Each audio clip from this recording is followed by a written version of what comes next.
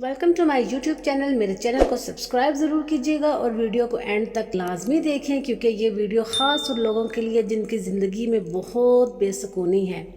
सूरह यूसुफ का इंतहाई प्यारा सबक है। ज़िंदगी में अगर आपके इंतहाई अजीज़ और करीबी लोग भी आपसे दगा कर जाएं, आपके ख़िलाफ़ हो जाएं, तब भी अगर आप सब्र से काम लें और अल्लाह पाक पे कामिल भरोसा रखें तो अल्लाह पाक आपको वो मुकाम अता करेगा कि ज़माना देखता रह जाएगा। इंसाफ करो, वरना याद रखना हज़रत सालेह अलैहिस्सलाम की ऊँटनी के कातिल सिर्फ़ 4 लोग थे, मगर गर्क पूरी कौम हो गई, क्योंकि बाकियों का जुर्म खामोश रहना था। हज़रत अली रज़ी अल्लाह अन्हु का बहुत ही प्यारा सा कौल।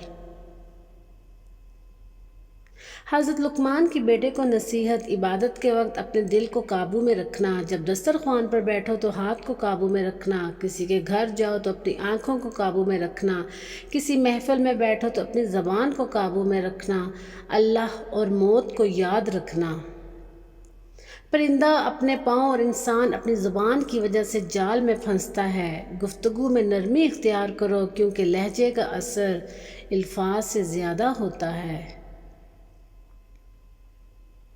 किसी बुज़ुर्ग से कहा गया, कुछ नसीहत कर दें। फरमाया, बस ध्यान रखना कोई अल्लाह से तुम्हारी शिकायत ना कर दे। वक्त एक जैसा नहीं रहता। परिंदा जब जिंदा होता है तो चूंटियों को खाता है, और जब मर जाता है तो चूंटियाँ उसे खाती हैं। एक दरख्त 1 लाख माचिस की तीली बना सकता है, मगर माचिस की एक तीली 1 लाख दरख्त जला सकती है। ज़रूरी नहीं कि किसी की आह या बद्दुआ ही तुम्हारा पीछा कर रही हो। बाज़ औक़ात किसी का ज़ब्त और बेपनाह सब्र भी तुम्हारी खुशियों की राह में भारी रुकावट बन जाता है।